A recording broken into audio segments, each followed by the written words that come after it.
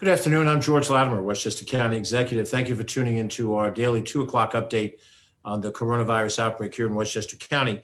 We want to cover a few of the issues that are important today, open it up to some members of the press who are following us here on Facebook and using technology, distance technology, so that people are safe and sheltering in place and not having to physically be here to cover it. Our numbers today, I think, pretty much show that the curve is flattening here in Westchester County. The numbers that we've been tracking over the course of the last few weeks are now showing that while the number of positive cases each day is rising, today we reached the 20,000 mark at 20,191 cases. The number of active cases are dropping, and we have right now active cases 10,224. And the difference between total positives and active cases, that difference of almost 10,000, are the number of people that are tested positive, but were tested 2 weeks ago or longer, and now have gotten through the period of incubation for the disease, have not gotten sick, and we treat them now as having completed their isolation and ready to rejoin normal activities. So that 10,000 number, 10,224, is actually down over where we were just about a week ago, and that's about 1,000 less people in an active case situation. We expect to monitor that day after day after day. If that continues, then it shows us that we're making strides here in Westchester County. The people who have completed their isolation after 2 weeks is a greater number than the new positives that we're getting in day after day. Our hospitalization rate is pretty steady. We're between 10 and 11% of all of the people that test positive. And that number is well below the 20% hospitalization rate, which is the maximum factor that we looked at. We believe that if we had anything at or above 20% of all the people that were actively suffering from COVID-19, that number would put pressure on our various hospital beds. We pretty much have the same story every day. Today, our hospitalization number at 1,194 hospital rooms, patients, is the exact same number as yesterday. Now, that might just be a quirk that it's the exact same number, but that number has been relatively steady now for a week. We've been in a range of 100 or less hospitalizations over that time. And at 10 and 11%, again, it's well below the 20% number, which is the fear factor. The total number of hospital rooms in Westchester begins at 3,017, and it rises from there based on additional hospital rooms that the hospitals have put online and the coming of 110 rooms at the Westchester County Center, which the county has contributed to the cause. 2/3 of all the people being tested in Westchester County right now are coming up negative. 2 out of every 3 people are testing negative for the virus. And we've tested more people per capita than any jurisdiction in New York State. We've had over 60,000 tests in New York State. Counties that are larger than us have less testing, Nassau, Suffolk particularly, but any of the other counties. And proportionately, we've tested more of our population than New York City has. Just to give you an idea, if we look at that number of 60,000 Westchester residents, that would be every man, woman, and child who lives in the town of Bedford, the town village of Mount Kisco, the town of Lewisboro, the town of North Salem, the town of Pound Ridge, and the village of Buchanan, all added together. That number would equal roughly about 60,000 people. And we've tested that number spread out over the whole county. Where there is greater concentration, we have higher numbers of positives. Where there's less concentration, we have less number of positives. We do not have the daily breakdown yet. Those breakdowns are now coming later in the day, each day. So we apologize, our friends of the press.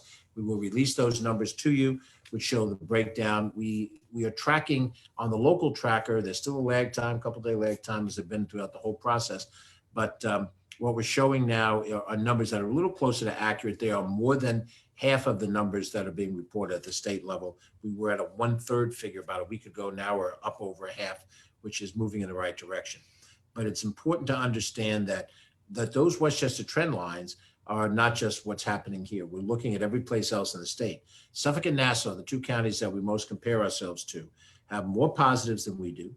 They have a lesser percent of negatives. So in other words, more percentage of people they test are positive, and they have more deaths in their county. Now, they also have more people, but when you look at the relative proportions, Westchester is operating within what looks like a direction in which you can say now, I think with some understanding, that the curve is flattening here. It's not fully flat. We're certainly not out of the woods, but this is good news. This is not the horrific situation that we thought we might see. We may yet see it. There's no way to actually know from day to day what might happen.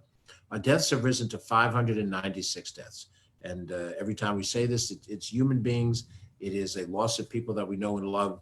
We've mentioned individuals in the past, and there'll be more to mention. But what we think is interesting is a couple of statistics, both in Westchester and statewide.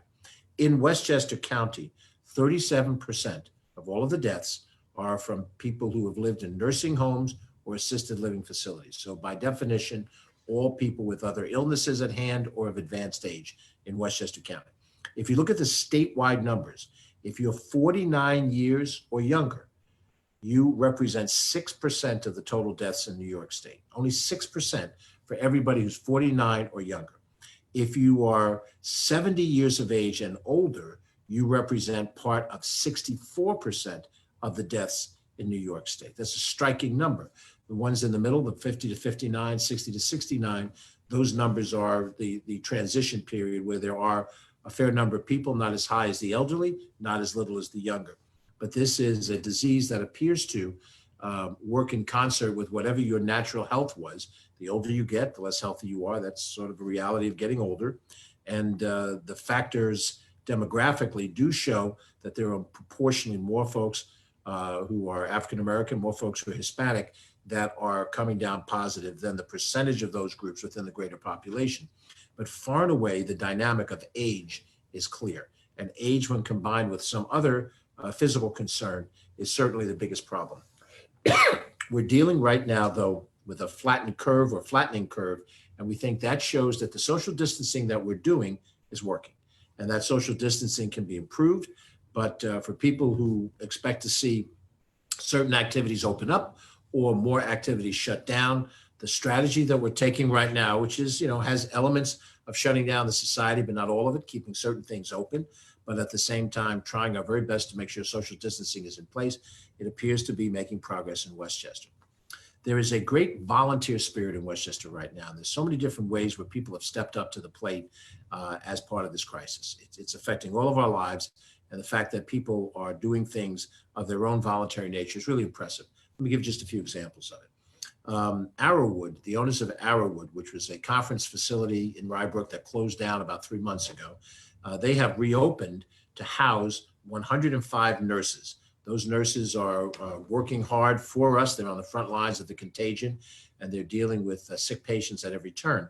And they are being housed at Arrowwood free of charge so that they can have the respite they need from their work shifts, at the same time not going home to families and potentially infecting their families because they themselves are exposed to the virus as a matter of what they work every day. So we're very appreciative to the Arrowwood ownership that they've been able to reopen the doors. Since the building has only been closed for 90 days, it is in a reasonably good condition to allow for occupancy.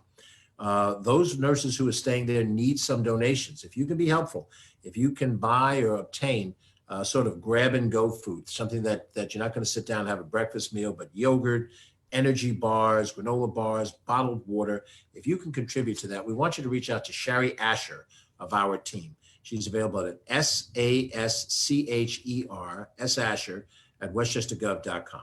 Sherry normally is a liaison for our operations with the Chambers of Commerce. She's done a terrific job. She's a resident of the River Towns, and she will be a point person for any collections of people that want to donate some of that food or water, some other items, napkins, utensils, and so forth, to help the nurses who are at Arrowwood who are getting respite from their work.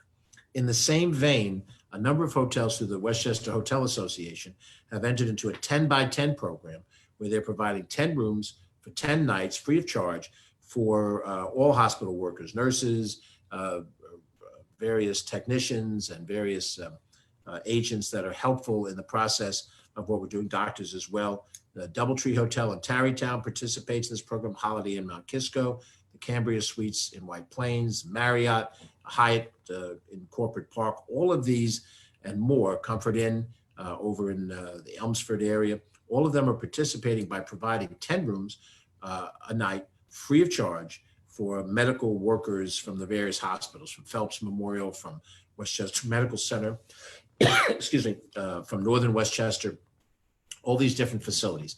And that is another example of the spirit of volunteers, and that's going to affect right now here in Westchester County. Another example is a group called Hastings-on-Hudson Masks. They are individuals who have voluntarily created some of the following face masks. You can see them here, product placement time. Thank you to our friends in Hastings-on-Hudson who've done this. They've created these masks, and through Martha Lopez from our team, who's also a councilwoman in New Rochelle, they have been donating it to the New Rochelle Housing Authority. This is, across the county, working in Hastings and donating for New Rochelle. People who work or live in the Housing Authority complex are getting now face masks that they can wear.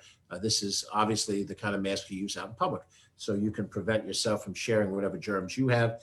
And similarly, if other people in your area do the same, it helps the social distancing and reduces the amount of the spread of the contagion. So we want to thank our friends in Hastings-on-Hudson from HOH Masks for doing this. We've had a number of nurses and doctors come forward to volunteer their services. We are using them now in a host of different ways. Lindsay Jackson, we've mentioned her name regularly here. She works on in our DPW team, happens to be a member of the Right Town Council, and she's at LAJC at westchestergov.com. Any nurses, any doctors, any people with medical experience that want to help in the cause, we want to help involve you in the process. And they're doing things like helping with the detective work, talking to individuals who have tested positive and finding out the other people they've interacted with so that they can start to try to do the detective work and isolate or quarantine people to stop the spread. And we appreciate that work. Our economic development team, led by Bridget Gibbons, we've mentioned this a couple of times now. She has identified over 300 volunteers that will help our small business community apply for SBA loans and grants, programs under the EIDL, Economic Injury Disaster Loan Program. There's always a good acronym somewhere out there. The PPP program, the Paycheck Protection Program, and to file for these federal programs are difficult. They're not easy, and small business owners may have a difficulty understanding the regs and how to qualify for it. Bridget Gibbons is getting a team of volunteers together, hopefully by tomorrow, perhaps during this conversation, we'll lay out some of the details for what that is. And we think all of those things represent a positive volunteer spirit as we all respond to this virus. And as many of us are sheltering in place, not working at our place of employment, but rather back at our homes. And this is a way for us to take some of that energy and use it positively here in this county. We have established a county support line. Michael Orth referred to it. If you saw the earlier Facebook interview that he had with our Deputy County Executive, Ken Jenkins, Ken hosted that Facebook Live today. 995-1900 is the number, 995-1900. It's a line that people can use to connect on any issues of emotional wellness. This is a stressful time. Things in our lives have changed. Our economic structure is different. When we're home, there are other pressures on us. Being home all day, there's a certain amount of monotony that goes in with this type of sheltering. And we want people to reach out. Don't turn to any kind of addictive behavior. Don't turn to any kind of domestic violence. See if you can channel that energy in a positive light. Pick up the phone and call 995-1900, and we'll be happy to help you with that. I want to mention also, and we'll talk more about this tomorrow and the day afterwards, most of our governments are in a very precarious fiscal situation. We know that individuals have deep financial problems now. People who have been laid off, people who are without work, hourly employees, they're worried desperately about how they're going to make ends meet, how they're going to pay rent, how they're going to buy food for their family, and all the other things that you're responsible for, any payments you make for your car, for insurance, any of these things in everyday living, which we all have. Individuals are highly fiscally stressed. We also have tremendous stress on small businesses, large businesses too, but in small businesses that operate on a very tight budget and a very tight profit margin. And when you close the doors after a month and a half, 2 months of closure, the business becomes unstable and may go under. And we understand that. That's why we're making the effort to help people apply for loans. And in the first case, as the state tries to straighten out their unemployment programs and also this Paycheck Protection Program. But the governments of these local governments are also in an unstable situation. Westchester County specifically looks at now the loss of 20, 30, 40, 50, 60, $80 million worth of revenue this year. Sales tax has dropped precipitously because sales of products have dropped precipitously.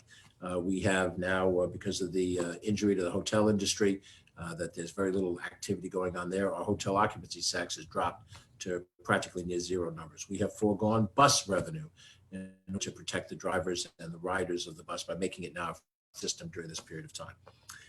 We are looking at a huge budget gap. That budget gap we will deal with in an intelligent and a functional way.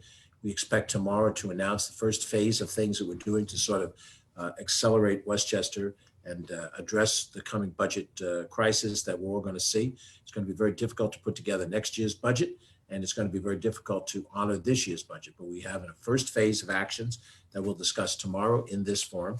We'll tell you what we're trying to do about it. There's some cuts to spending, some restructuring of financial things that I took great pride in trying to do, which we thought would give us fiscal stability.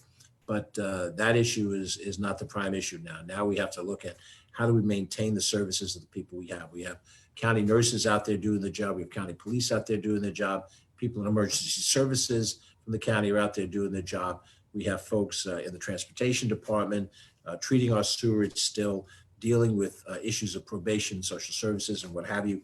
All of those people doing those services are critical individuals. We have to try to figure out how to solve our fiscal problems and do that in a practical way. And I'm going to be very straightforward, very transparent with you tomorrow, give you an idea of what the gaps look like and what we're going to try to do in the short term. I'm expecting sometime, perhaps next week, to meet. We may do a Facebook Live like this or a press conference with the county executives of Nassau County and Suffolk County. Laura Kern from Nassau, Steve Ballone from Suffolk County. All three of our counties are in similar situations. We're in dialogue, and to talk a little bit about how we're each going to handle some of these issues. And we do them separately, but we also do them in some coordination because there should be regional coordination. We're also having an active conversation with Ed Day, the county executive of Rockland County, Mary Ellen Odell in Putnam County, Steve Newhouse in Orange, Pat Ryan in Ulster County, and Mark Molinaro in Dutchess County. And I would make a point to extend our condolences to Mark on the loss of his father, who died from COVID virus last week. Mark, I served with in the state assembly. He's a good man. Obviously, you know, he ran for governor last year, and he's working very hard in his home county to deal with this issue. And now with the personal tragedy, we extend our grief to him. But all of us are trying to work together to figure out what's practical and how do we do this in a reasonable way. So I wanted to make sure I mentioned that. There's a separate issue happening right now, and that is power outages that came from the windstorm and the rainstorm that hit the county on Monday.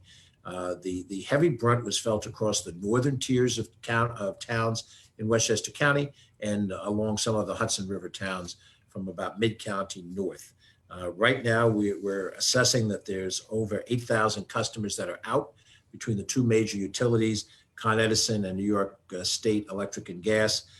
We have been in contact with representatives of both of those organizations, trying to work with the towns. There has been some improvement in the situation. The number is much higher as of yesterday.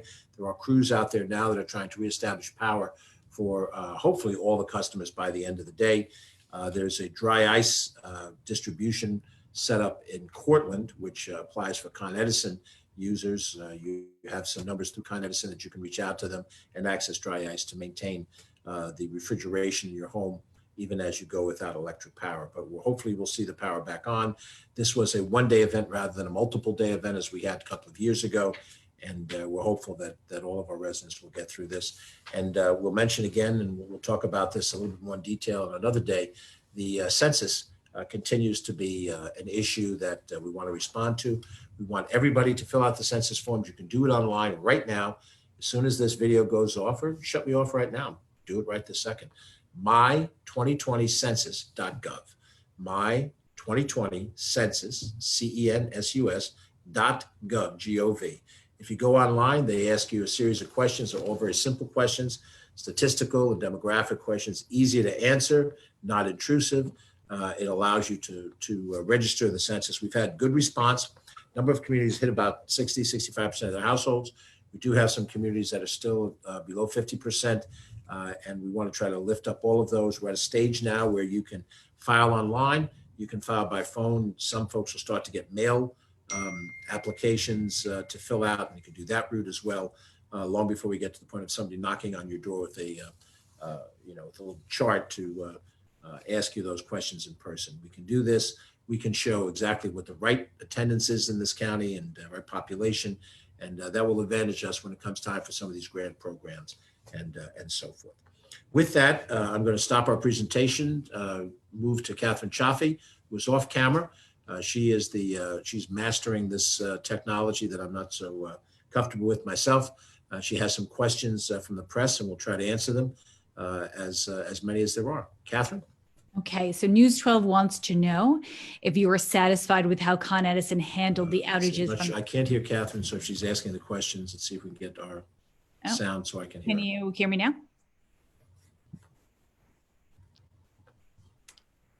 George, can you hear me now?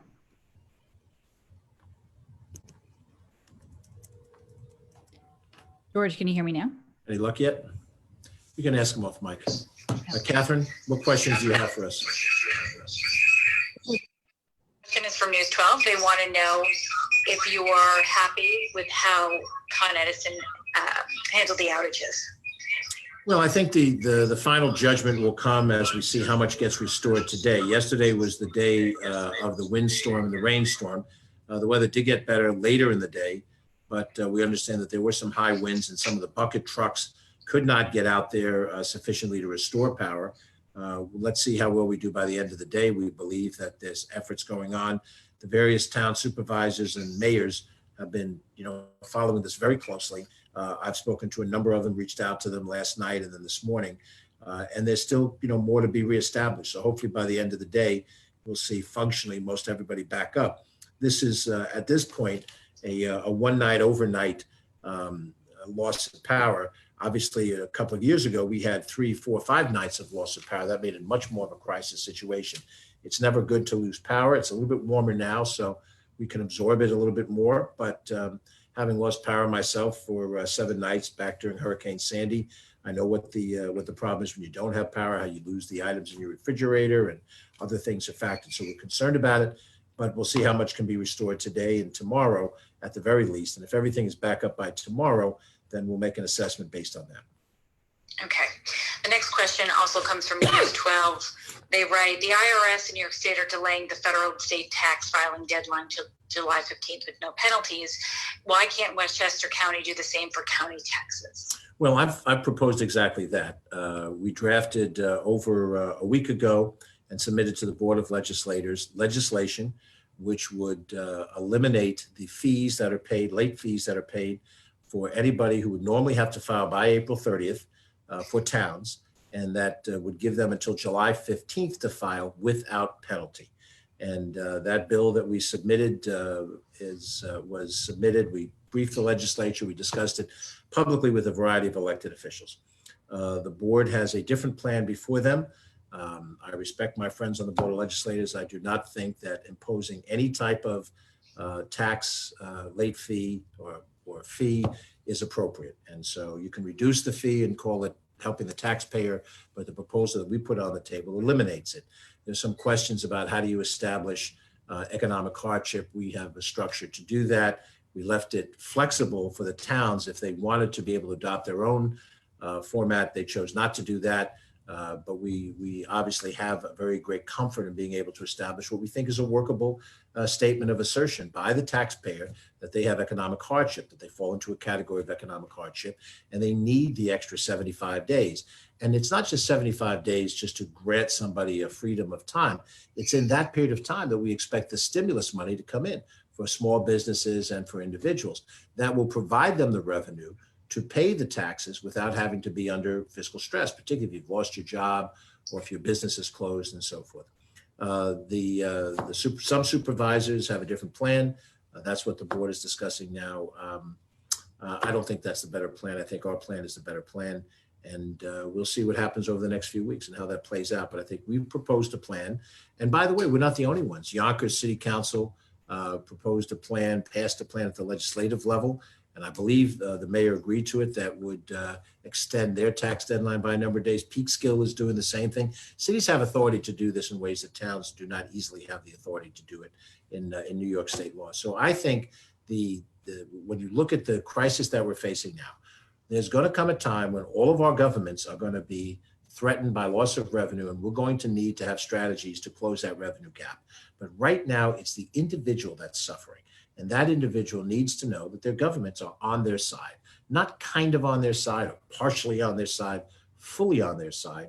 And I think it makes perfectly good sense to suspend any late fees, make that April 30th deadline a July 15th deadline for those who need it. If your mortgage company, escrow, accounts are paying for your taxes, that's a different structure. If you don't qualify for the STAR program because you're very high income, you have resources by which you can pay your taxes. But for those guys, the little guys in between, those are the people we want to deliver tax benefit to. I think our plan does that. Hopefully, the board will see it a little bit differently after they hear the public, and then we'll go forward. There's you can disagree in government and not be disagreeable, and you can disagree in government and be flexible and negotiate out the differences and get to a plan that's good for everybody. Next question, and this is the last one we have for right now, is from the Journal News. They want to know if there's a backlog of processing those who have died or processing autopsies.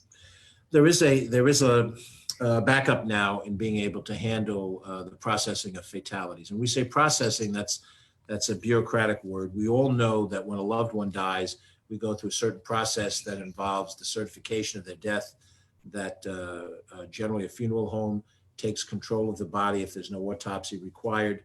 The funeral home presents a wake, or if in some religious traditions, in other religious traditions, there's an immediate burial, and then there's a memorial service that follows.